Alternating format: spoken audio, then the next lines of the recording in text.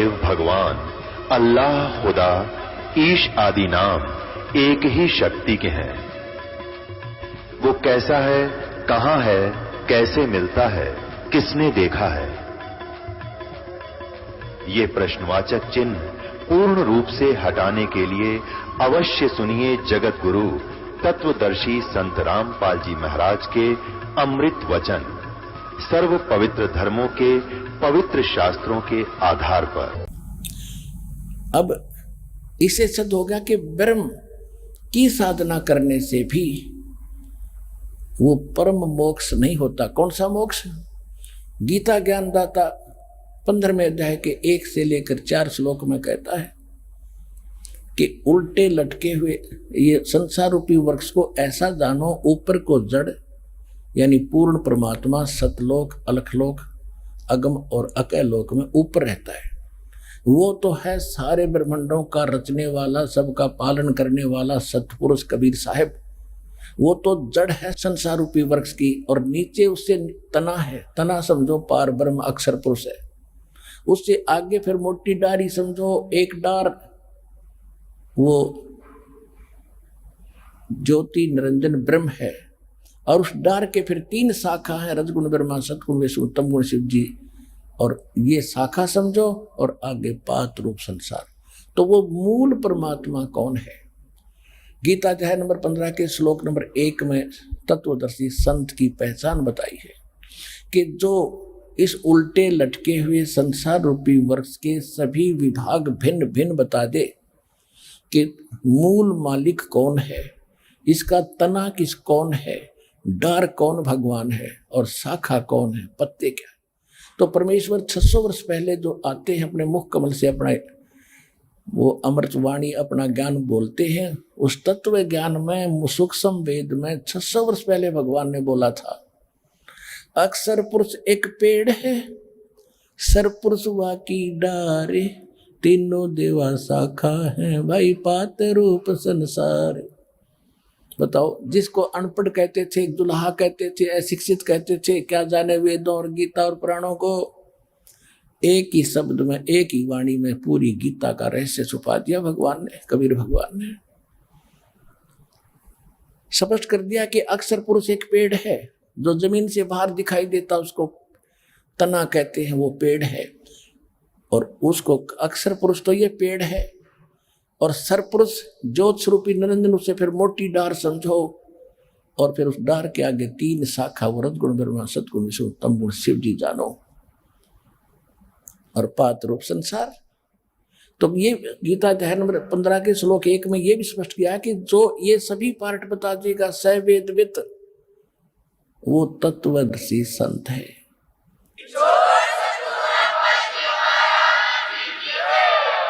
तो तत्वदर्शी संत की दूसरी प्रथम तो भगवान ने बताया है कि वेद विधि सब कर्मा, जो सभी वेद शास्त्रों का ज्ञाता हो और वेद के अनुसार ही भक्ति मार्ग करता और करवाता हो। और दूसरी गीता ने पर पहचान बता दी कि जो इस उल्टे लटके संसार रूपी वृक्ष के सभी पार्ट बता देगा, भाग बता देगा, वो तत्वदर्शी संत। फिर 15वें अध्याय के 4थे श्लोक में कहा कि जब तत्वदर्शी संत मिल जाए, उसके पश्चात इस अज्ञान रूपी अंधकार को उस तत्व ज्ञान रूपी शस्त्र से काट के उसके पश्चात परमेश्वर के उस परम पद की खोज करनी चाहिए, जहां जाने के बाद साधक फिर लौटकर कभी संसार में नहीं आते। तो अपने को वो मोक्ष करवाना है जहां जाने के बाद फिर लौटकर नहीं आते। 18वें अध्याय के गीता में 62वें श्लोक में गीता ज्ञानदाता कहता कि अर्जुन, तो सर्वभाव से उस परमेश्वर की शरण में जा, उसकी कृपा से तू परम शांति को और सनातन परम धाम शाश्वतम स्थानम, उस शाश्वत स्थान को जहां कभी विनाश नहीं होता, जिसका जहां परम शांति है, परम शांति, उसको प्राप्त हो जाएगा। तो पुण्यात्मा, जब तक जन्म और मृत्यु है वो परम शांति हो ही नहीं सकती। आपने स्वर्ग का इतिहास पढ़ा नहीं है, वहां भी ज्यों की त्यों राग द्वेष आग ईर्षा वासनाएं ज्यों की त्यों भरी है। एक गौतम नाम के ऋषि थे, स्वर्ग के राजा इंद्र हैं। एक दिन इंद्र के मन में, राजा के मन में दोष आया कि गौतम की स्त्री अहिल्या के पास बुरी भावना लेकर चला गया। उधर से फिर गौतम ऋषि को आभास हुआ कि मैं गलत टाइम पर जगा दिया किसी ने, अभी सवेरा हुआ नहीं है। वो जल्दी वापस आ गया कि कोई अपशकुन है। उसने अपने घर से निकलता हुआ इंद्र देखा, अपने पत्नी के पास से उसको श्राप दे दिया, बहुत बुरा श्राप दे दिया कि तेरे 1000 स्त्री इंद्री तेरे शरीर पर हो जाएंगी। उसी समय उसका फोड़े से सारे शरीर पर हो गए, स्त्री इंद्री के टाइप के, और अपनी पत्नी को श्राप दे दिया, तू पत्थर की बनेगी। तो खाक है वो स्वर्ग, वहां भी आग लग रही है जो इस पृथ्वी लोक पे है। वहां का राजा इतना गंदा, और हम वहां जाकर सुख ढूंढ रहे हैं। यही स्थिति ब्रह्मलोक में समझ लेना, वहां महा इंद्र है, वहां पर महा इंद्र है, और वो भी वहां भी ऐसी बुरे हाल है। फिर पृथ्वी पर आना होता है, जन्म मृत्यु होती है, बुरा हाल होता है। अब हमें कौन सा मोक्ष चाहिए? अब इन भगवानों की थोड़ी सी स्थिति बताते हैं, इनकी आयु समझाते हैं आपको। ब्रह्मा जी की आयु से आप परिचित हैं, क्योंकि हमारे भांड जो गुरु थे ये इतनी तब बताया करते थे कि ब्रह्मा जी की आयु 100 वर्ष की है। वो अब दास बताएगा वो 100 वर्ष बनते कैसे हैं, उनको तो ये भी ज्ञान नहीं था। जैसे एक चतुर्युग, ब्रह्मा जी का 1008 चतुर्युग का दिन और इतनी ही रात्रि होती है। इसकी उम्र का ऐसे कैलकुलेशन करनी पड़ती है। और एक चतुर्युग, सतयुग, त्रेता, द्वापर, कलयुग, चारों मिलाकर एक चतुर्युग कहलाता है। चतुर्युगी भी कहते हैं इसको। और इसके कुल मिलाकर एक, तो ऐसे 4 युगों का, चतुर्युग का टोटल टाइम कितना होता है? 43,20,000 वर्ष। 43,20,000 वर्ष एक चतुर्युग का। और ऐसे ऐसे 1008 चतुर्युग का ब्रह्मा जी का दिन और इतनी ही रात्रि।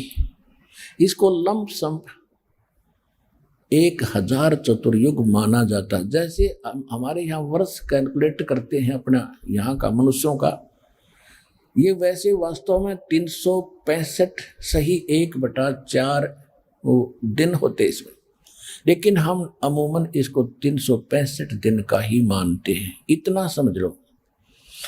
वैसे 1008 होते हैं। और इसका आगे ऐसे इनकी आगे भी इसकी डिफाइन किया है कि एक इंद्र का शासनकाल 72 चतुर्युग का होता है, और एक ब्रह्मा जी के एक दिन में 14 इंद्रों का शासनकाल पूरा हो जाता है। तो 72 को 14 से गुणा करेंगे तो 1008 चतुर्युग होते।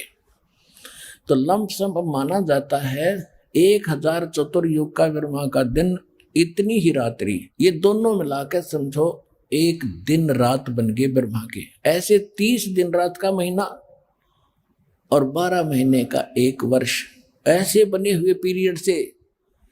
और ऐसे 100 वर्ष की आयु है ब्रह्मा जी की। ओ तेरे की बताओ, अब हम तो 100 वर्ष हमारे गिन लो, ये कितने समय उसकी तुलना में। अब उसकी कैलकुलेशन ऐसे हटकर हम अन्य देवताओं की कैलकुलेशन नहीं कर सकते। अब ऐसे निकालेंगे, ब्रह्मा जी की आयु ऐसे बने हुए 100 वर्ष की होगी, ठीक है। उसके बाद इसे 7 गुणी विष्णु जी की 700 वर्ष जैसे ये बने हैं वर्ष, और इससे 7 गुना शंकर भगवान की 4900 वर्ष। किससे 7 गुना? विष्णु जी से 7 गुना। और जब ऐसे 7 गुना आयु वाला शंकर मर जाएगा, ऐसे ऐसे 70,000 जब ये शंकर जी मर जाएंगे, उसके बाद एक ब्रह्मांड का विनाश होगा और इस गीता ज्ञान दाता की मृत्यु होगी। और इतना पीरियड जो होगा 70,000 बार शंकर मरने के बाद, ऐसे जो एक बार ब्रह्मांड का विनाश होगा और इसकी मृत्यु होगी काल की, ज्योत निरंजन की, सरपुरुष की। तो वो होगा युग। किसका? अक्षर पुरुष का युग होगा वो युग। अपने आत्माओं ने वेदों गीता का समझना कोई बालकों का काम नहीं था। गीता अध्याय नंबर 8 के श्लोक नंबर 17 में उसमें लिखा है कि सहस्र युग लिखा है, सहस्र चतुर्युग नहीं लिखा। ये गलती कर रहे हो अनुवाद करते समय, उन्होंने ब्रह्मा जी का वो सिद्ध कर दिया। वो है सहस्र युग ओनली, नोट चतुर्युग। तो 1000 युग का दिन किसका? अक्षर पुरुष का। और इतनी ही रात्रि। तो ऐसे जैसे एक युग दास ने ये बताया, ऐसा एक युग, ऐसे ऐसे 1000 युग का अक्षर पुरुष का दिन और इतने ही युग की रात्रि। ऐसे 30 दिन रात का इसका महीना, और ऐसे 12 महीने का एक वर्ष, और फिर 100 वर्ष की आयु है उस अक्षर पुरुष की। और फिर भी मृत्यु। गीता अध्याय नंबर 15 के श्लोक नंबर 16 और 17 में 3 पुरुष बताए, सरपुरुष और अक्षर पुरुष बताए। 16वें श्लोक में 15वें अध्याय के उसमें कहा कि ये 2 पुरुष प्रसिद्ध हैं, एक सरपुरुष और एक अक्षर पुरुष। ये भी और इनके अंतर्गत जितने प्राणी इनके कमांड में हैं, ये सब नाशवान है। लेकिन जीवात्मा अलग विषय है, वो नहीं मरती।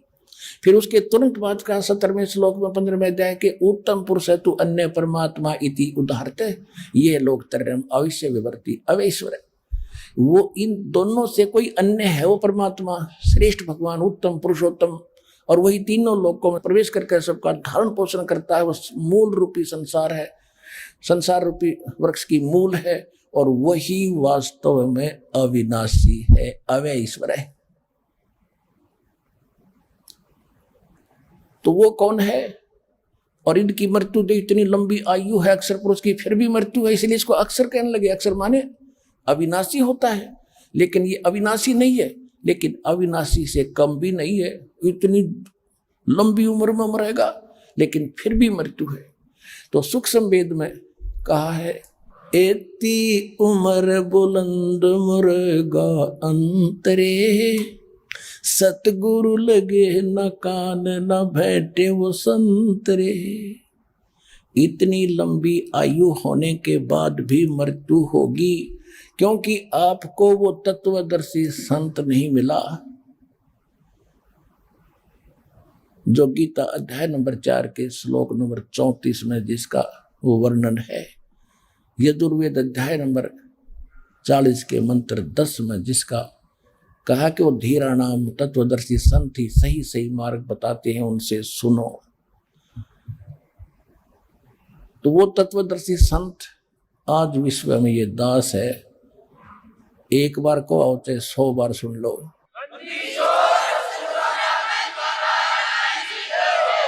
और वो कौन सा पद प्राप्त कराएगा? कोट जन्म तन भर मत होगे कुछ ना हाथ लगा रे, कुकर सुकर खरबया बोरे कौवा हंस बुगारे।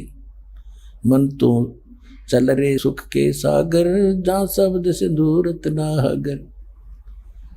अब सुख सागर किसे कहते हैं?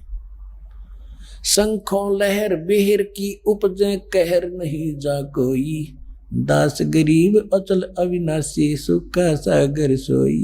ओए होए पुण्यात्माओं, आप देखो यहाँ आए हो, यहाँ पर कदम रखते ही आपकी टेंशन 99% दूर हो जाती है भगवान के दरबार में आती।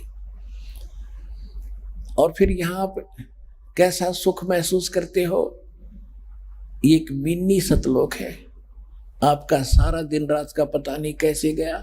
सत्संग सुनते हो, फिर खाना खाते हो, बना बनाया भोजन मिलता है, बिछे बिछाए वस्त्र मिलते हैं, सब प्रबंध रखे है। आपके भाई बहनों ने आपके लिए बाथरूम बना रखे हैं, नहाने का धोने का एक जैसी व्यवस्था है। तो यहाँ आपको क्या दिक्कत है? समय का पता नहीं चलता, 5 दिन 4 दिन कैसे गए।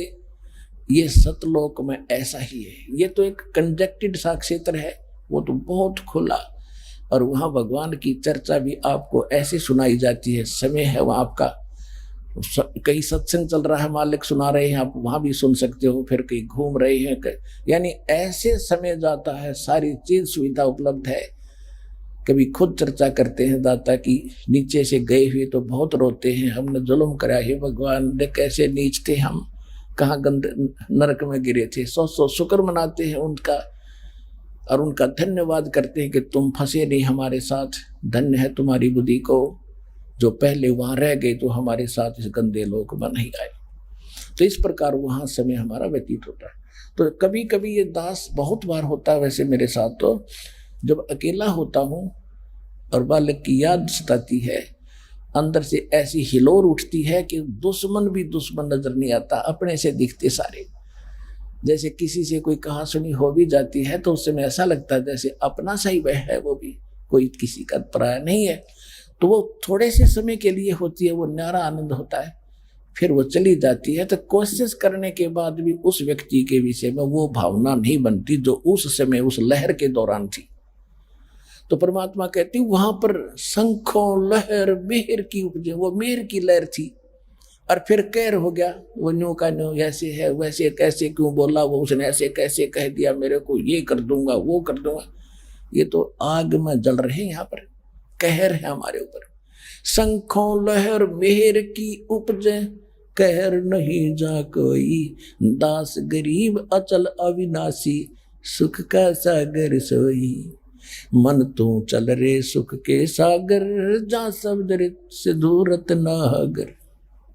अब क्या बताते हैं, कोट जन्म तन भर मत होगे, कुछ ना हाथ लगा रे, कुकर सुकर खरबया बोरे, कौवा हंस बुगारे। कोटि जन्म तू राजा की, ना मिटी न मन की आशा, भिक्षुक होके दर दर घूमा, मिला न निर्गुण राजा।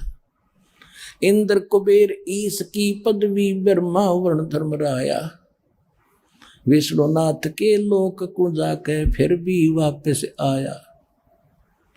असंग जन्म तन मरता होगे, जीवित क्यों न मरे रे, द्वादश धर्मद महल मठ बोरे, बहुर न देह धरे रे। दोजक भ्रष्ट सभी ते देखे, राजपाट के रसिया, तीन लोक से तरपत नाही, ये मन भोगी खसिया। सतगुरु मिले तो इच्छा मेटे, पद मिल पदे समाना, चल हंसा उस लोक पठाऊं, जो आदि अमर अस्थाना।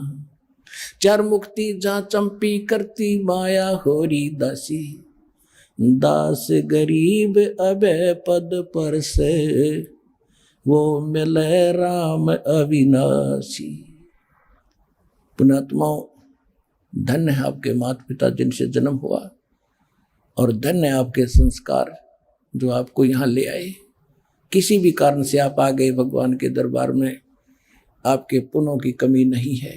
कमी रहेगी तो आपके विवेक की रहेगी, आपके समझ की कमी रहेगी, जो आप शीघ्र यहाँ नहीं जुड़ोगे, बहुत पछताओगे, बहुत रोओगे इस गए हुए समय को। अब आपको क्या बताया जा रहा है कि हमें कौन सा मोक्ष चाहिए। अब सभी जैसे विष्णु का पुजारी तो विष्णु की पूजा करेगा, विष्णु भी नाशवान, आप भी जन्म मृत्यु में, सबकी स्थिति आपको बता दी है। अब अविनाशी परमात्मा की भक्ति करने से लाभ होगा, और उसकी भक्ति ना करने से आपको ने कितनी कितनी क्या क्या आपदाएं झेलनी पड़ी। कोट जन्म तन भर मत होगे, कुछ ना हाथ लगा रे, कुकर कुत्ता सुकर सुअर खरगधा और कौवा हंस बुगारे। ये शरीर तूने भोगे, कुत्ते गधे सुअर की होय होय। और फिर कहते कोटि जन्म तू राजा की, ना मिटी न मन की आशा, भिक्षुक होके दर दर घूमा, मिला न निर्गुण राशा। आप जी को बहुत बार दिखाया है, जैन धर्म के 24वें तीर्थंकर महावीर जैन की जीवनी दिखाई है, उन्हीं की लिखी हुई। वो 80 लाख बार तो देवता बना और 60 करोड़ बार गधा और 30 करोड़ बार कुत्ता। बता चाट ले उस देवता पद ने, जब गधा ते कब बना बतेरा पर्याप्त है, उसकी देह ही तोड़ने। बता क्या फायदा इसका। ऐसे हमारे साथ सबके साथ बीती है ऐसी। जैसे सुखदेव ऋषि अपने आप बीती कोई झलक उसको याद आ गई तो बताता कि एक बार मैं गधा बन गया, और पुजावे पर चढ़ा करता है, उतरा करता है, मैं अंधा हो गया, मुझे लठ मार के भेज दिया, कहीं पड़ा जाकर 1 हफ्ते भूखा पैसा नाले में फंस कर मरा। तो उसके बाद सूक्ष्म वेद में गरीबदास साहिब जी कहते हैं, सुखदेव ने 84 भुगती बिना पजावे खरबो, और तेरी क्या बुनियाद पुरानी तू पेंडा पंत पकड़बो। अपने आत्माओं, ये नींद से जागो, थोड़े से सतर्क हो जाओ। बहुत दिन हो लिए इस नरक में अपने चक्कर काटते को। क्या बताते, सुखदेव जैसे ऋषि की ये दुर्गति हुई है। सुखदेव ने 84 भुगती बिना पजावे खरबो। कितने सुखदेव जैसे ऋषि कितने अच्छे साधक थे, फिर भी गधे बन के खड़े हो गए और पजावे के ऊपर चढ़ा करता उतरा करता। बिरान मट्टी हो रही थी, कमर टूट जाती है, कौवे मांस खाते हैं। और तेरी क्या बुनियाद पुरानी तू पेंडा पंथ पकड़बो हो। तो वो पंथ पकड़, वो पैड़ा माने मार्ग, वे ऑफ वर्शिप, पूजा की पद्धति, पद वो संभाल जिससे जहां जाने के बाद फिर लौटकर संसार में नहीं आना होता। तो कहते तू आपने ऐसी साधनाएं भी की हैं, घर त्याग दिया, राज भी त्यागा आपने भगवान के लिए प्रेरणा पा करके। जंगल में जाकर बैठ गए और वहां से गांव में नगरी से भोजन मांग कर ले जाते थे। रोटियां 5, 7, 10 ले गए, 4 रोटी खा ली, बाकी कपड़े में बांध कर वृक्ष के टांग दी, वो सूख गई। 2-3 दिन उन्हीं को भिगो भिगो कर आपने खा के भक्ति की, लेकिन शास्त्र विदिता कर मनमाना आचरण किया। अपनी ये कंप्लीट भक्ति ना मिलने से ओम तक की साधना की, उससे आपको क्या मिला। कहते कोट जन्म तू राजा की, ना मिटी नमन की आशा, भिक्षुक होके दर दर घूम्या मिला ना निर्गुण रासा। ये साधना ना मिली आपको, आप राजा भी बने, फिर कंगाल भी बने, गधे भी बने, भिखारी भी बने, और ऐसे ऐसे साधक भी आप रहे हो, जैसा दास ने भी बताया आपको। उसकी प्रतिफल में आपको क्या मिला। इंद्र कुबेर ईश की पदवी, ब्रह्मा वरुण धर्मराया, विश्वनाथ के पुर को जाके तू फिर भी वापस आया। ओए होए, इंद्र स्वर्ग का राजा भी बने आप, ऐसी हठ साधनाएं कर करके, धर्म करके, तपस्याएं करके। और इंद्र कुबेर वित्त मंत्री है स्वर्ग के अंदर, कुबेर धन का देवता। इंद्र कुबेर ईश की पदवी है, ब्रह्मा विष्णु महेश तक की पदवी आपने प्राप्त की। क्योंकि ये तो मरेंगे, इसके बाद नई पुण्यात्माओं को काल अपनी पत्नी दुर्गा के गर्भ से ऐसे जन्म देता रहता है, उनको कोमा में रखता है। युवा होते ही ब्रह्मा के मरते दूसरा युवा बैठा देता, ब्रह्माणी भी मर जाती है, दूसरी पैदा होती है, ऐसे वो रखी जाती है। तो उसके बाद ये सावित्री, ब्रह्माणी माने सावित्री भी कहते हैं उसको। इसी प्रकार विष्णु के मरते दूसरा विष्णु बैठ जाएगा, ये 84 लाख योनियों में चला जाएगा। इंद्र कुबेर ईश की पदवी, ब्रह्मा वरुण धर्मराया, विश्वनाथ के पुर को जाके तू फिर भी वापस आया।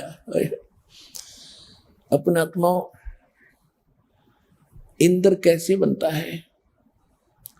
इंद्र बनता है या तो यज्ञ करे 100 मन घी की, एक बार 100 मन घी प्रयोग करे, देसी यानी गाय का, भैंस का,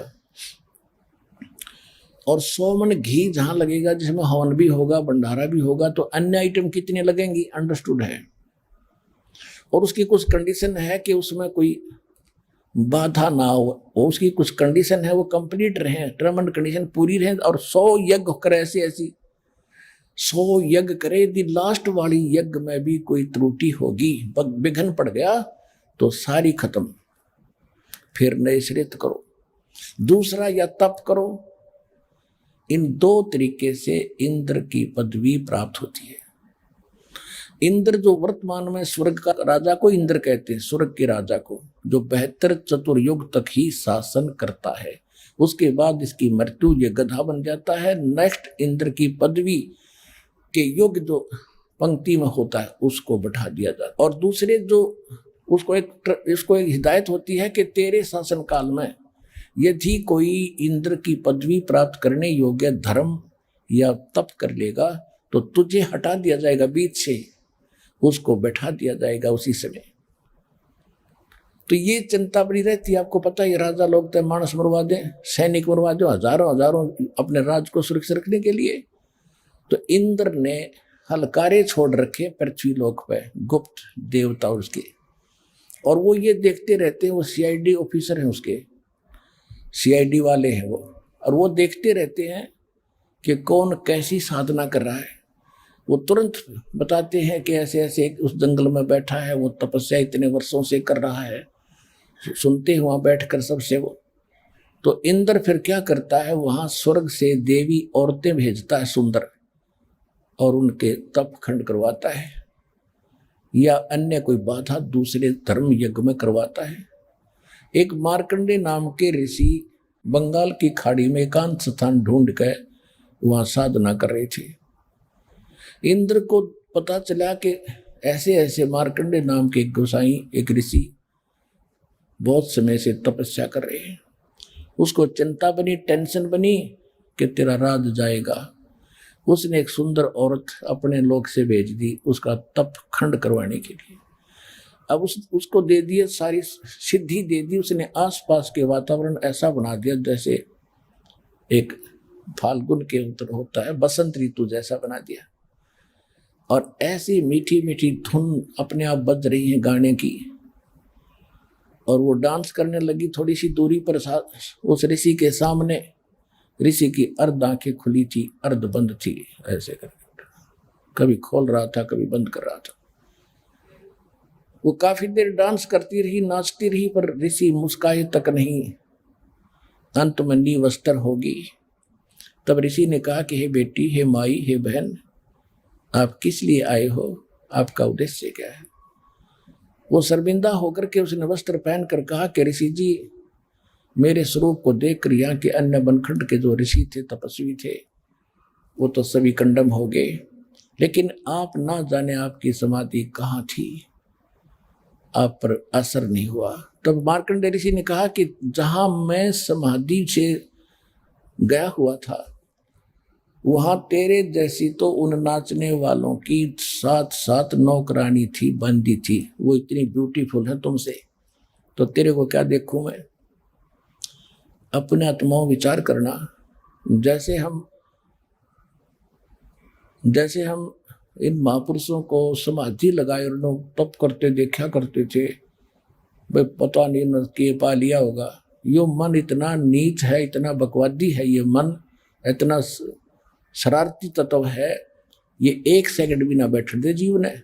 जैसे आप बस स्टैंड पर बस की इंतजार कर रहे हो, बैठ जाते हो कुर्सी पे, थोड़ी देर में खड़े होकर देखता थे आगे के नहीं आगे, देखियो मनमाना 10 आध घंटे में 10 बैठा हुआ है। और आप सिनेमा देखने जाते हो 3 घंटे, फिल्म 3 घंटे का पता भी नहीं चलता, जैसे और भी होती थोड़ी सी और देख लेते 3 घंटे, और नो बैठा रहा कड़लाएं कती सीट को उकसा भी कोई नहीं। तो ये जो साधना करते थे, जो हठियों करते थे, इनके कोई कमल खुल जाता था। जो 7 कमल है अपने शरीर में, इनमें से कोई खुल जाता था। इनकी पूर्व संस्कार से, हठ योग से एक आधा हो जाता ओपन। तो उसमें क्या है, ये उसमें पहुंच जाती है आत्मा। शरीर यहाँ होता, आत्मा वहां पहुंच जाती। वहां पर घूम रहा होता है, डांस देख रहा है, गाने देख रहा है, पता नहीं क्या क्या बकवास देख रहा है। इसलिए तो बैठा है ना, मन टेकने दे इसने, 1 मिनट में ठा ले जा। तो यही दशा थी उस मार्कंडेय ऋषि की। उसकी समाधि ब्रह्मलोक में पहुंच गई, उस सुप्रीम होटल में, रेस्टोरेंट में। और वहां ये डांस, नाच, बकवाद सारे जो के तो हैं, सबसे गंदे कर्म उस और ज्यादा जो ना है वो वहां पर है। तो मार्कंडेय ये स्पष्ट कर रहा है कि जहां मैं समाधि लगाए बैठा था, अब इस काल ने ऐसा जाल बना रखा है, जैसे वो भगवान के लिए बैठ गया तो उसका जो वहां बैठना है ना, वो तप में काउंट होता है। और यदि वो नाम जाप करता ओम का, तो वो भजन में काउंट होता है। तो इन दोनों का प्रतिफल, तप से राज मदमानम और जन्म तीसरे शुक्र स्वानम। अब वो सांग तो देख रहा है ऊपर ब्रह्मलोक में, और वहां बैठा तपस्या करता दिखाई देता। वो बैठा था भगवान के नाम पर, इस कारण से उसका तप कर्म उसके उस अध्यात्म अकाउंट में लिख दिया जाता है। और वो देखे सांग स्वर्ग वहां उसके ऊपर की औरतें नाचती देखे, तो वो कह रहा था कि मैं तुझे क्या देखूं, मैं जहां देख रहा था ना डांस, तेरे जैसी तो नौकरानी थी, वो इतनी सुंदर है ऊपर वाली औरतें। अपने आत्माओं सूक्ष्म वेद में कहा है, डंब करे डूंगर चढ़ाइए अंतर जीनी झूले, जग जाने बंदगी करेंगे बोवे सूल बबूले। ओए होए होए। परमात्मा सूक्ष्म वेद में बताते हैं कि दुनिया तेनों सोचा ये भक्ति कर रहे हैं, ये तब कांटे वो रहे अपने भविष्य के अंदर, अंदर झीनी झूल, अंदर इन कज्जों की तो बकवास भरी पड़ी है।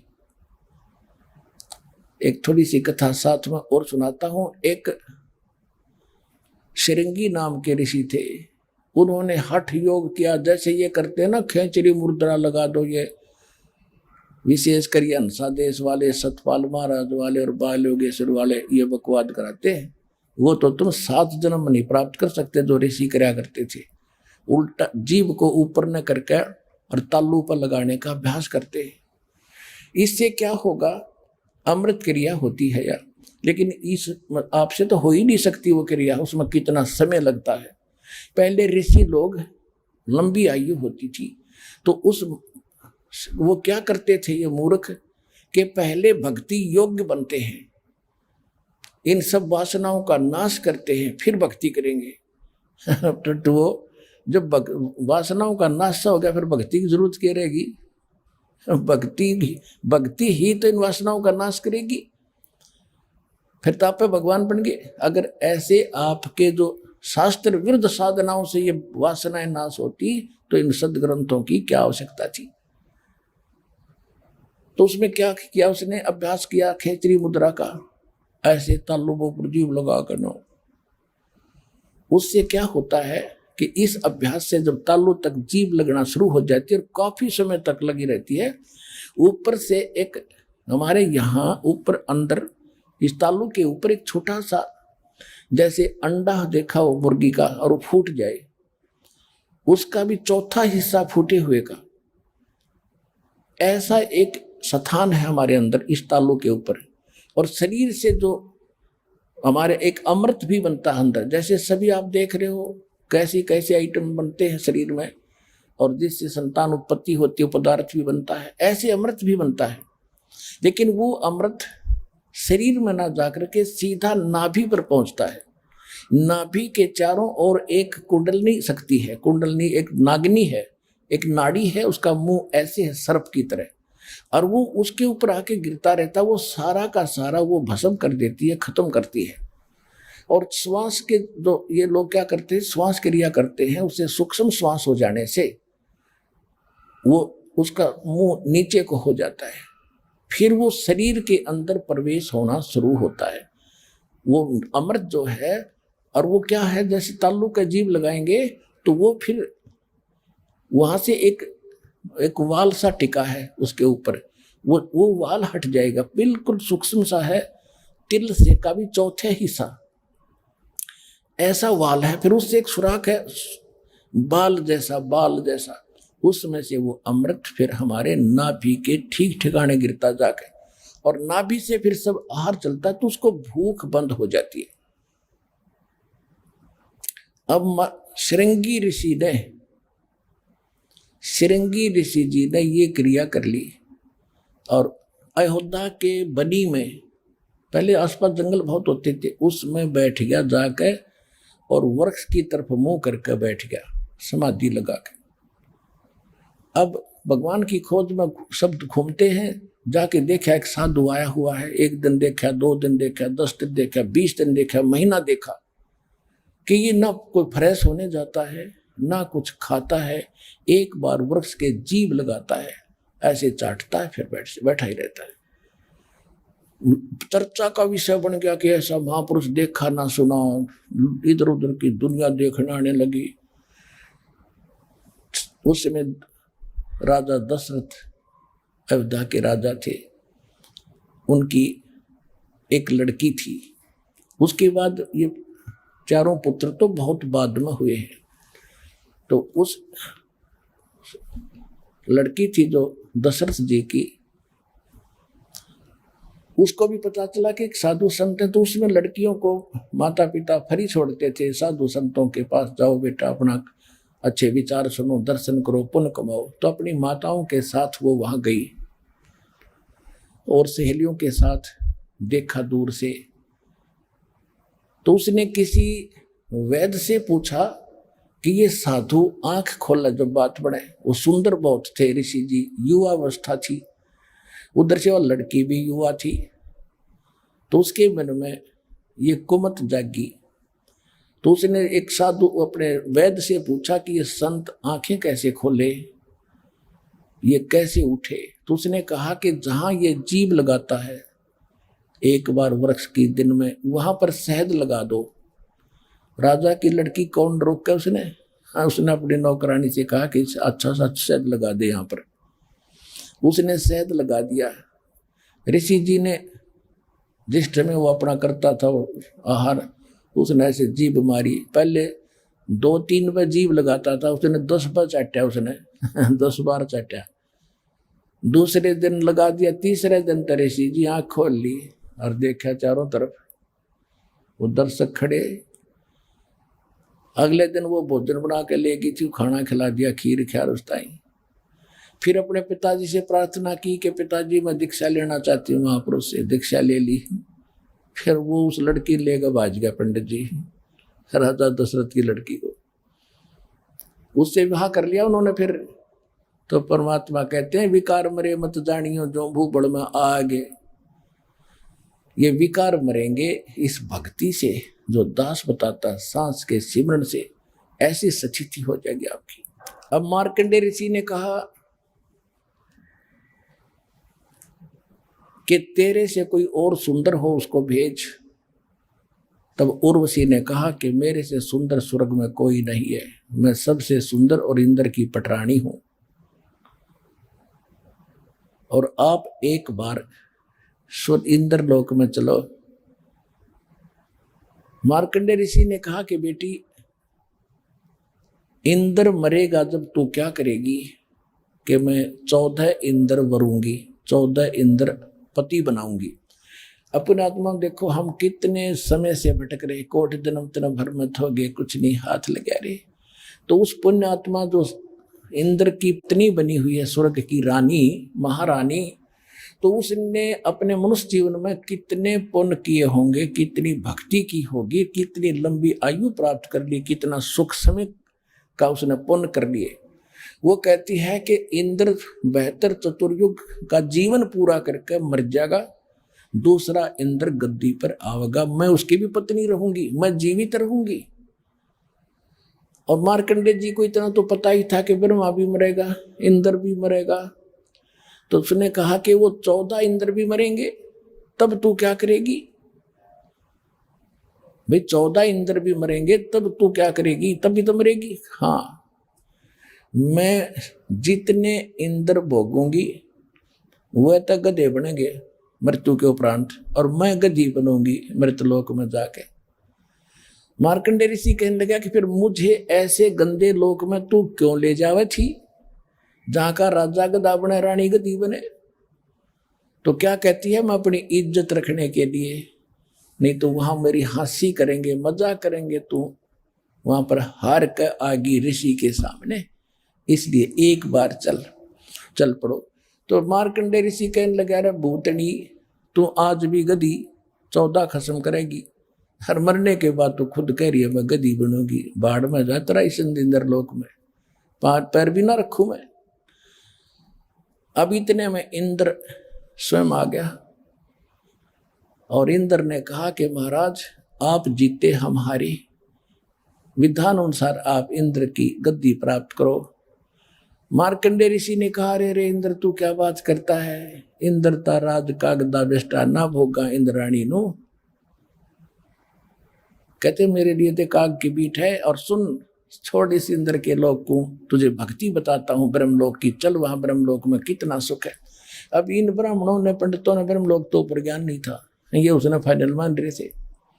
तो इंद्र क्या कहता है देखो, प्रत्यक्ष पता उसको गधा बनेगा, और फिर भी कहता फिर देखूंगा महाराज जी, फिर देखूंगा, फिर कभी तो मौज करने दो। फिर क्या देखा गधा बनने पाचा, फिर तो कुम्हार देखेगा। भाई साहब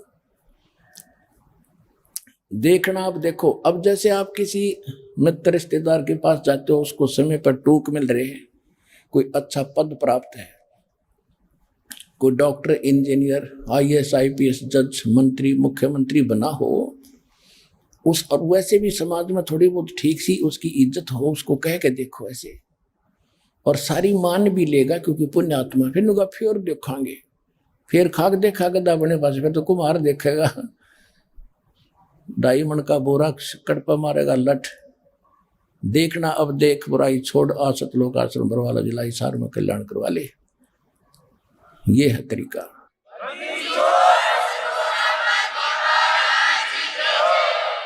इंद्र कुबेर ईश की पदवी, ब्रह्मा वरुण धर्मराया, विष्णुनाथ के पुर को जाके फिर भी वापस आया। असंग जन्म तन मरत्या होगे, जीवित क्यों न मरे रे, 12 मध्य में अलमठ बोरे, बहुर न दे थरे रे। असंख्य जन्म तन मरत्या होगे, और एक बार जीवित मर के देखो। जीवित मरना है, एक तो ये है कि हम अपनी भक्ति मर्यादा के अनुसार चलें, संसार के चोचलों को ना देखें। कोई कोठी 2 बना रहा है, 4 प्लाट खरीदने जा रहा है, खरीदने दे, ढोंड दे डले तो गोबर का भूंड है। अपनी सीमा में रहें, सीमित खर्च करो, लोक लाज की तरफ देखकर अपने कर्म बिगाड़ो मत, चाहे आपको कितना कष्ट सहना पड़े। यूं भी जीवित मरना है, यानी मरने के बाद उस शव को कितना पीटो छेतो, उसके क्या असर है। तो यहाँ संसारिक जो व्यंग है, संसारिक ताने हैं, या कोई और यातनाएं हैं संसार की जो समाज के कारण दी जाती है, उनको सहन करो, बोलो मत, भगवान पर विश्वास रखो। जीवित मरना एक ये है। दूसरा जीवित मरना ये है कि जैसे आप यहाँ के लिए चलते हो, सतलोक के लिए, आश्रम के लिए, सत्संग के लिए, तो मन में पता नहीं क्या क्या प्रेरणा आती है, ये नुकसान हो जाएगा, वो हो जाएगा, फिर देखूंगा, फिर मैं मतलब इससे भी ज्यादा हो जाए अगली बार। तो उस समय ये सोच ले, जैसे हम किसी काम बस रात्रि में नाइट सर्विस करके जाते हैं, फिर वापस आने की सोचते हैं। ऐसे एक व्यक्ति, घना जरूरी काम था, नाइट सर्विस से जाकर वापस आने की सोच कर गया था, फिर ये काम करूंगा नहीं तो बात बिगड़ जाएगी। वह नाइट सर्विस एक्सीडेंट होगी, उससे मर गया। वह स्पीड खींच रहा था, वह भी खत्म हुई, जीवन भी परमानेंट गया, और वो काम जितना अनिवार्य था, जिसको वापस आकर रात को ही आप वापस आकर के संभालना था, वो पड़ा का पड़ा रह गया। तो जब आप यहाँ से वहां से चलो और ये मन बकवाद घटे, उस समय नो सोच ले मेरी मृत्यु हो जाए अब, तो फिर इसने कौन करेगा। जब तक आपकी बुद्धि यहाँ नहीं सेट होगी, आप सतलोक बस आश्रम बरवाला में नहीं आ सकते। काल ने इतनी बाधाएं बना रखी। और फिर आप देखियो, आप इसके नाम चल पड़ो। कहते मात पिता सुत स्त्री, आलस बंधु काने, संत मिलन को जब चले, ये अटकावे आने। इनका अटकाया अटके नहीं, और संत दर्श को जावे, कहे कबीर सो संत है भाई आवागमन न सावे। ते मात पिता सुत स्त्री, छोटे बच्चों को माँ बाप बाधा करते जिनको ये ज्ञान नहीं। और किसी भक्त के को ये लगन लगी तो उसकी पत्नी को ज्ञान नहीं, वो पत्नी बाधा बनती है।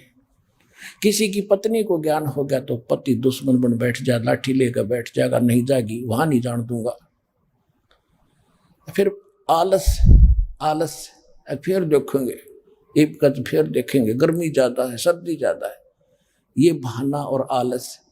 और बंधु कान, लोक लाज, ये लोग क्या कहेंगे, तीसरे दिन सत्संग में जाता है, क्या कहेंगे, पता ये क्या कर रहा है, ये तो ये क्रिया भी नहीं करता, ये भी नहीं करता, बता क्या कहेंगे। कहते नहीं, लोक लाज के कारण यो जीव गया बिगो, और जब यो कुल के कर लेगा तो 4 पाया का हो। आज तो लोक लाज के कारण नहीं क्रिया करेगा, कल न गधा बन जाएगा। ये लोग के कुल के लोग तेरे को क्या बचाव करेंगे, मूर्ख है भले पुरुष। तो कहते हैं संत मिलन को मात पिता सुत स्त्री, आलस बंधु कान, और संत दर्श को जब चला, ये अटका में आन।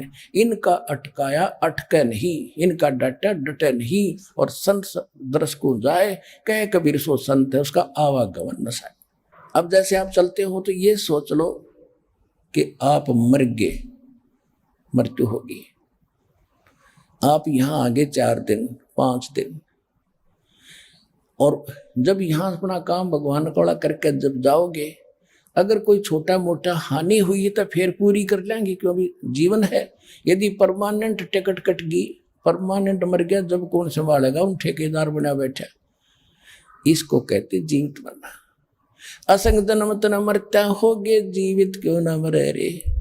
12 मध्य महल मठ बोरे, बहुर न दे धरे रे। आज के सत्संग का विषय है कि हमने कौन सा मोक्ष चाहिए। इस आज तक हमने 10वां द्वार गाटा जोड़ रखा था, इस आगे बुद्धि नहीं जाती। और एक जम्मू के अंदर है रांजडी में, उस मधु परमहंस फौजी साहब, उसका किता 11वां द्वार हाथ लग गया, लिखा किता कबीर सागर में। उसने यो डंडोरा पीट दिया, मेरे जैसा ज्ञान नहीं, मेरे पास जो वस्तु किसी के पास नहीं, घर में खिड़की पागी, घर में खिड़की पागी। 11वीं है इसका, 11वीं तो बात ना, उसको पता भी नहीं वो 11वीं है कहाँ, उस पढ़ी है, अनुभव नहीं उसे। बोली आत्मा का दुनिया का दुश्मन बनकर बैठ गए ऐसे ऐसे नकली संत। अब 10वां द्वार तो सिर्फ एक ब्रह्मांड से पार करेगा, उसके बाद शून्य है इसके चारों तरफ, उसमें धक्के खाता रहेगा। फिर 11वां द्वार है 21 ब्रह्मांड को पार करके अक्षर पुरुष के लोक में प्रवेश करना होता है। और 12वां द्वार है अक्षर पुरुष के 7 संग ब्रह्मांडों को पार करके आगे फिर एक द्वार आती है सीमा पर, वो सतलोक में 12वां द्वार पार करके प्राणी जाता है। कहते हैं असंग जन्म तन मरता होगे, जीवित क्यों न मरे रे। 12 दर महल मठ बोरे, उस 12वें द्वार के पार करके वहां है वो तेरा असली स्थान, जहां जाने के बाद बोरना दे धरे रे, जहां जाने के बाद साधक फिर लौट कर कभी संसार बन जाते। 2 जग भिष्ट सभी देखे, राजपाट के रसिया। ओए होए, स्वर्ग में भी गया पुण्य करके, नरक भी गया पाप के आधार से, और राजपाट के चक्कर में तूने जीवन नाश कर दिया। और 3 लोक से तरपत नाही, ये मन भोगी खसिया। आज कोई सरपंच बन जाता है, उसकी नीति यह रहती है चेयरमैन बनूं। चेयरमैन 4-5 गांवों के ऊपर होता है, सरपंचों पर। चेयरमैन बनने के बाद उसकी बुद्धि कहाँ काम करती है कि एमएलए बनूं जब बात बने। एमएलए बनेगा तो सोचा मंत्री बनूं तब बात बना, नहीं तो कुछ भी आनंद नहीं आया इसका। मंत्री बनने के बाद ये लगन रहती है कि मुख्यमंत्री बनूं तब पक्की चौधर हो, कंप्लीट को यानी फुल फ्लेज बनूं। और मुख्यमंत्री ने सोचा प्रधानमंत्री बनो। प्रधानमंत्री बना के ना बना, टिकट कटगी और फिर गधा बनेगा जबर, वो भी सोचे। अगम निगम को खोज ले, बुद्धि विवेक विचार, उदय अस्त का राज मिले तो बिन नाम बेगार। बेगार कति यानी बगैर इनकम की, प्रयत्न को बेगार कहते हैं। तो एक पैसे की इनकम नहीं और खर्च घर से हो, और वो मूर्ख ऐसा जो काम करता वो शराब पी कर क्या करे। तो कहते हैं 2 जग भिष्ट सभी ते देखे, राजपाट के रसिया, 3 लोक से तरपत नाही, ये मन भोगी खसिया। प्रधानमंत्री बन गया, मान ले कोई प्रभुता का पात्र, ईब के करेगा।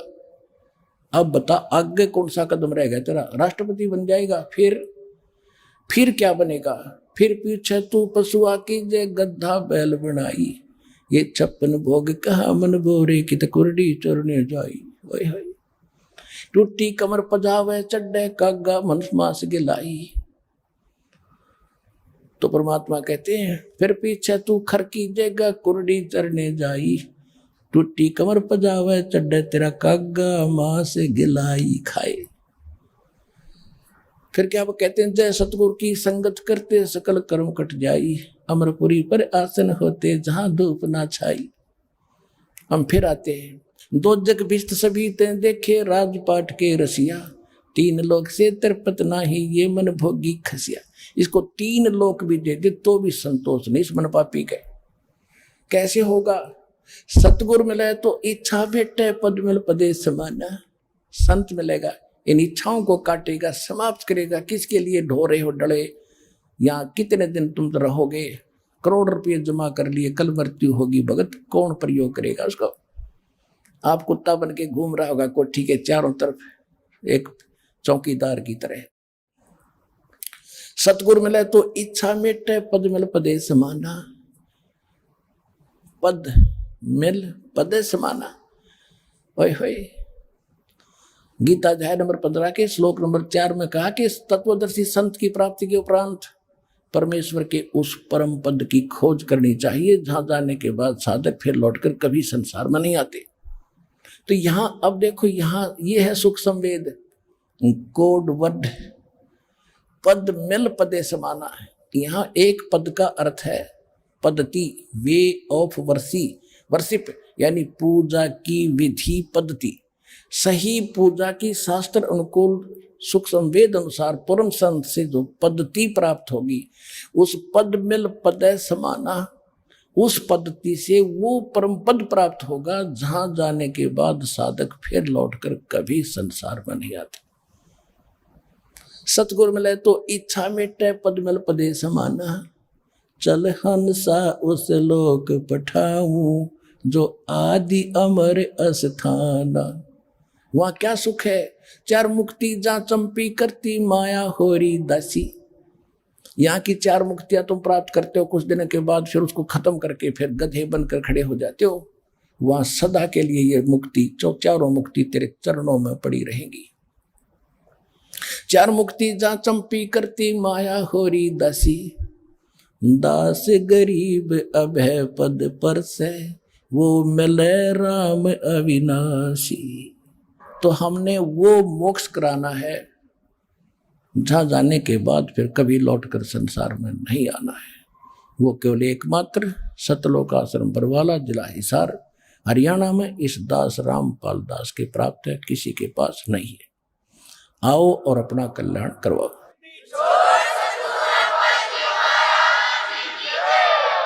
आइए अब हम उन श्रद्धालुओं के अनुभव जानते हैं जो जगत गुरु तत्वदर्शी संत रामपाल जी महाराज जी से दीक्षा प्राप्त कर चुके हैं तथा उनके द्वारा बताए गए भक्ति मार्ग पर चल रहे हैं। नमस्कार सर। सत्साहिब।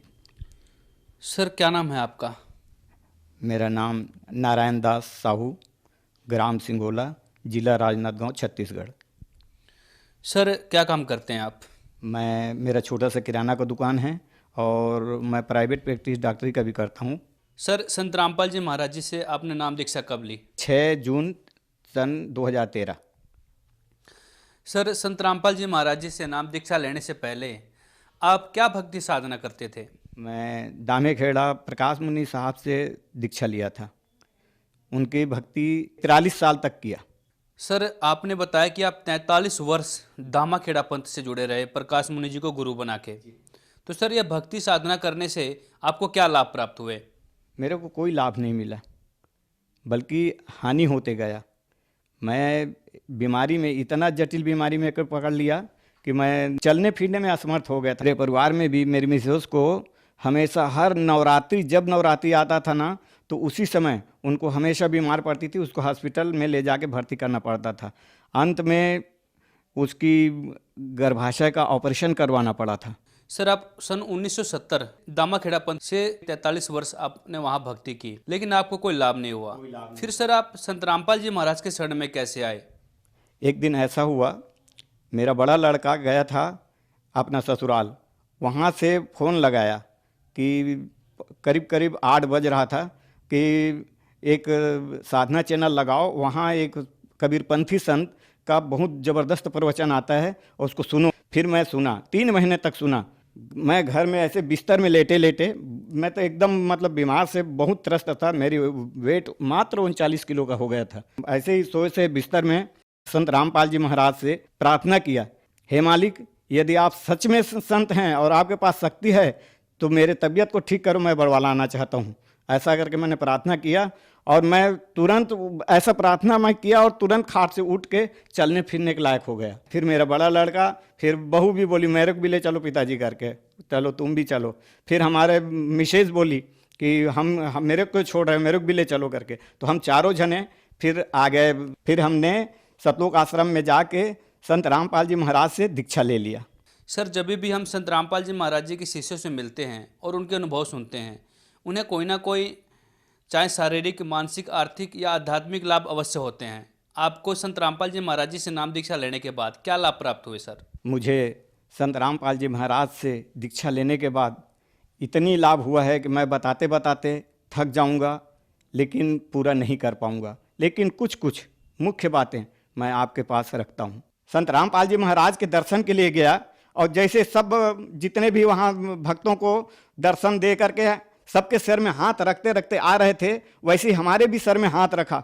जैसे हमारे सर में हाथ रखा वैसे हमको एक करेंट सा लगा, एकदम हमारे शरीर में कंपन हो गया एकदम, और कंपन हो गया और हमारा आँख बंद हो गया पूरा, और पीछे हमने धड़ाम से गिर गया। वो गिरा उसको हम जानते हैं। उसके बाद में मतलब भगत लोग ऐसे दौड़ रहे थे हमारे पास, वो देख रहे थे, हम आँख मतलब खुला हुआ था। और फिर मतलब भगत लोग दौड़े तो मालिक मतलब संत रामपाल जी महाराज बोले नहीं कोई नहीं उठाएगा, रहन दो, उड़ जाएगा, ऐसा करके बोला। वो हम सुना अपने कानों में। फिर हमने खड़े होकर के बैठ गया। फिर वापस आया तो उस समय हम खड़े ही थे, सब भगत चले गए थे। फिर संत रामपाल जी महाराज वहाँ से दोबारा वापस आए तो हम वहीं खड़े थे। तो हमसे पूछा क्यों, क्या हुआ? तो हमने कहा हमको मालूम नहीं क्या हुआ। तो बोले कि जाओ, बोले परमात्मा तुम्हारा उम्र बढ़ा दिया, ऐसा करके बोला। तो हमने हाथ जोड़ अपना नमन किया और पूरा फिर वापस आ गए। संत रामपाल जी महाराज की देन है, उन्होंने मेरी उम्र बढ़ा दी। और मैं 2-3 बीमारी से ग्रस्त था, ब्लड प्रेशर, शुगर और एक नस की बीमारी थी, अकड़न।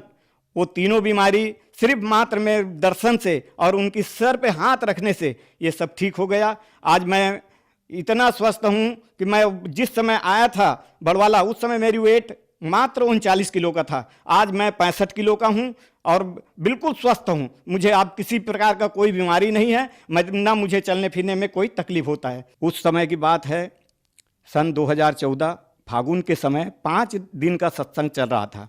5 दिन का सत्संग था। तो हम गांव से मेरा लड़का बोला था कि 3 दिन सत्संग सुनना और आ जाना, क्योंकि त्यौहार है, ऐसा करके किराने की दुकान है हमारे, तो दुकान में भीड़ होता है करके। तो मैं आया, 3 दिन प्रवचन सुना और फिर वापस आ रहा था। तो उस समय कोहरे के कारण से सब गाड़ी लेट चल रही थी। जब हम जींद पहुँचे तो पता लगा कि 12 घंटा लेट है, जो निजामुद्दीन जाती है वो गाड़ी 12 घंटा लेट है।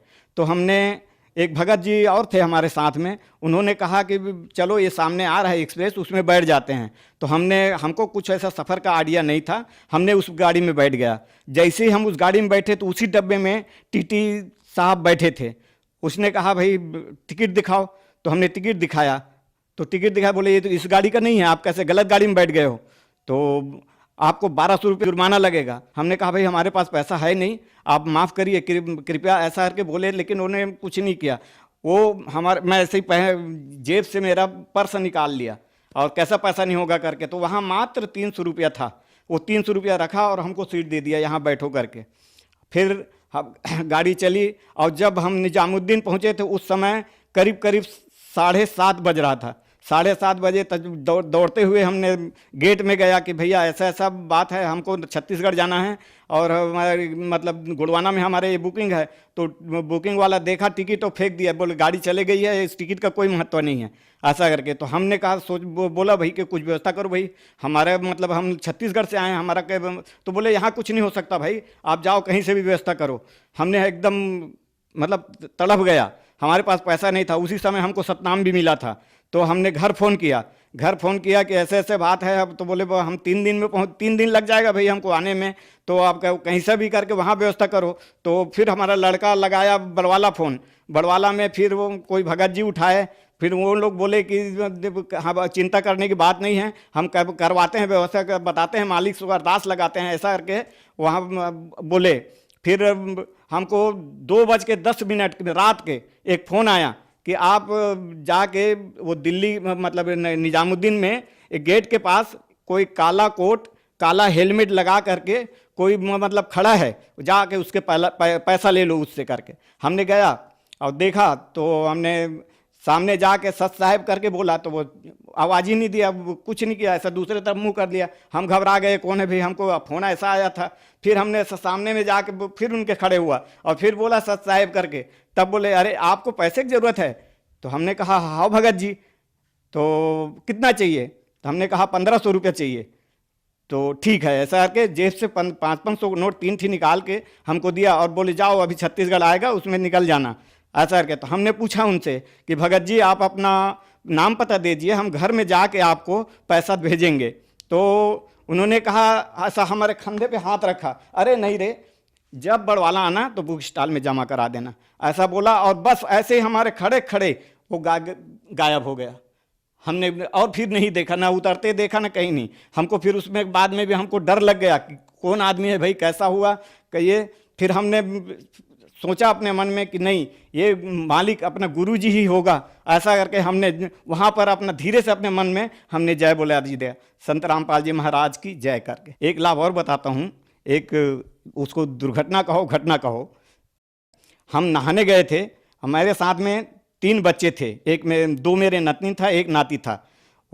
हम नहा रहे थे, अपना कपड़ा धोने में हम मस्त थे, लेकिन वो नतनी जो 3 साल की है वो कैसे तालाब के अंदर गई ये मेरे को नज़र में नहीं आया। और ऐसे ही 5 मीटर दूरी हो गया और वहाँ इस तरीके से ऐसा खेल रही थी जैसा कोई पकड़ा है हुआ है उसको नीचे से, ऐसा पूरा पैर हिला रही थी ऐसा ऐसा। और जब अब कम से कम 200 आदमी तालाब के पार में देख रहे थे और वो सब चिल्ला रहे थे, वो देखो बच्चा, लेकिन किसी ने नहीं कूदा। फिर मेरा नाती बोला, दादाजी वो देखो बच्चे, वो रिया वहाँ तालाब में बहुत दूर चली गई है। फिर मैं देखा, तुरंत कूदा और तैरते तैरते गया और पीठ में अपना लात करके फिर उसको मैं निकाला। संत रामपाल जी महाराज जीवन दान दिया। ये बहुत ही अचंभे की बात है। एक बार हम ऐसा पुस्तक सेवा करने के लिए निकले थे, डोंगरगढ़ जाना था। डोंगरगढ़ जाने के समय में बीच में एक गांव पड़ता है, वहाँ एक चौराहा था। चौराहा के पास में बहुत बड़ा पेड़ था। उस पेड़ के, गर्मी के दिन था, जेठ का महीना था, छाँव में एक व्यक्ति खड़ा था, जैसे हमारे भगत भाई हैं ऐसे रूप में था वो। और जैसे हमने उसके पास गया, मोटरसाइकिल रोका, फिर हमने कहा भैया ओम प्रकाश जी भगत, आपने हमको क्यों छोड़, आपने बोले थे कि मेरे साथ चलूंगा करके, आप कैसे हमको छोड़ के आ गया, ऐसा करके बोले। बस इतना ही बोला था कि मैं ऐसा देखा हूँ तो उसका शरीर अपने आप बढ़ते गया और कम से कम मेरे से 2-3 फीट ऊपर हो गया ऐसा। और एकदम पहाड़ पर्वत जैसे, जो बदन में कपड़ा था वो भी गिर गया पूरा, नहीं था, एकदम सिर्फ लंगोट भर पहना हुआ था और बड़ी बड़ी दाढ़ी, मूछें। और फिर एकदम खड़ा हो गया और फिर हंसने लगा एकदम। और वो हंसने ऐसा लग रहा था कि वो मेरे ऊपर प्रहार करेगा, ऐसा हाथ उठा के ऐसा किया हुआ था। उसके बाद में मेरे को याद आ गया, संत रामपाल जी महाराज बोलते जब भी ऐसा कोई विपदा आए तो मंत्र जो दिया हूँ उसको जाप किया करो। लेकिन उस समय मंत्र ख्याल में आया नहीं, सिर्फ गुरु जी का, संत रामपाल जी महाराज का याद आया। और हमने कहा कि हे मालिक, हमने तो आपके बताए हुए इस सेवा में निकल गए हैं और ये कैसा हो रहा है, हमारे साथ क्या हो रहा है। बस हम इतना करके ऐसा हाथ जोड़े हैं, मालिक रक्षा करो, ऐसा किया और बस वो इतना ऊंचा गया, अदृश्य हो गया और चिल्लाते गया, बचाओ बचाओ बचाओ, ऐसा करके फिर अदृश्य हो गया। फिर हम एकदम घबराहट से पसीना पसीना हो गए। हमने अब ये देख रहा था, पहले तो हमको उठने की हिम्मत नहीं हो रही थी। गाड़ी हम उठाया, 3 बार गाड़ी उठाया, गाड़ी हमसे उठी नहीं। उसी समय एक अपना कार में आदमी आया, 4 जने, वो कार में आदमी आया तो वो लोग रोके, हमने ऐसे इशारा किया रोको करके, उसने हमको उठाया, गाड़ी को भी उठाया। क्या बात है दादाजी, ऐसा करके पूछा। हमने बताया ऐसे ऐसे हमारे साथ में घटना है। तो उन्होंने कहा कि आप ये इतना सुनसान जगह में कैसे क्यों रोक लिए। तो हमने कहा भैया हमारे भगत भाई है करके हमने रोका था, हमको ऐसा मालूम नहीं था कि हाँ कोई शैतान है कौन है, समझे नहीं। तो वो लोग बोले आप दादाजी आप हमारे गाड़ी में बैठ जाओ, आपके गाड़ी को हम डोंगरगढ़ पहुंचा देते हैं। ऐसा करके वो लोग मेरा हेल्प किया और मेरे को डोंगरगढ़ पहुंचाया। 43 वर्ष तक दामाखेड़ा पंथ से जुड़े रहे, लेकिन वहां पर भक्ति करते करते आपको कोई लाभ नहीं हुआ। फिर आप संत रामपाल जी महाराज के शरण में आए। लेकिन जो श्रद्धालु अभी भी दामाखेड़ा पंथ जा रहे हैं, वहां भक्ति कर रहे हैं, आप उन्हें क्या कहना चाहेंगे? देखो भाइयों, मैं बार बार आप लोगों से करबद्ध प्रार्थना कर रहा हूँ, प्रकाश मुनि जो साहेब हैं वो जो मंत्र देते हैं वो काल के मंत्र हैं, उनसे किसी प्रकार का कोई लाभ किसी को होने वाला नहीं है।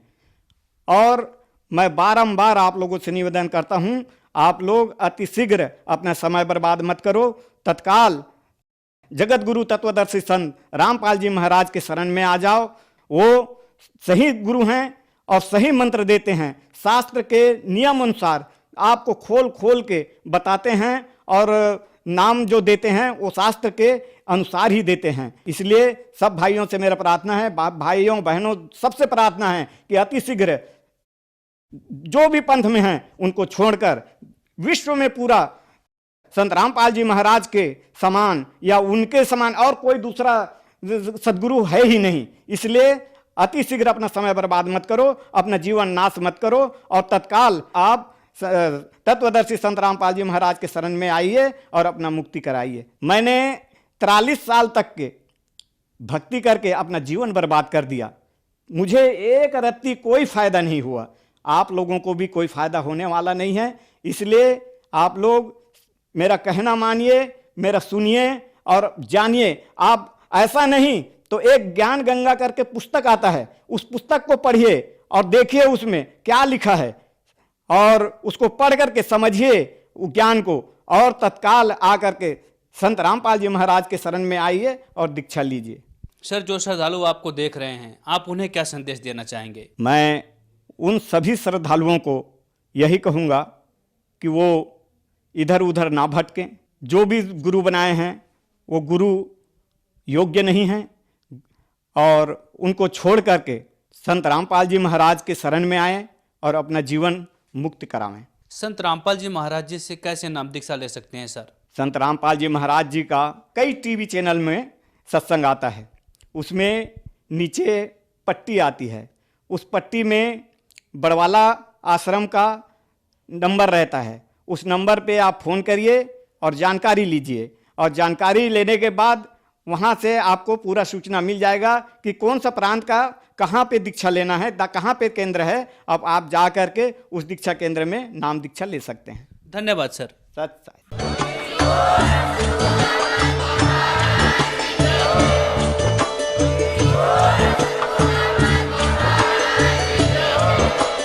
आप सुन रहे थे जगत गुरु तत्वदर्शी संत रामपाल जी महाराज जी के मंगल प्रवचन। अधिक जानकारी के लिए विजिट कीजिए हमारी वेबसाइट www.jagatgururampalji.org। संत रामपाल जी महाराज जी के शुभ आशीर्वाद से पूरे विश्व भर में 500 से भी ज्यादा नाम दीक्षा केंद्र हैं, जिन पर संत रामपाल जी महाराज जी द्वारा ऑनलाइन निशुल्क नाम दीक्षा दी जा रही है। अपने नजदीकी नाम दीक्षा केंद्र का पता करने के लिए संपर्क करें 8222880541।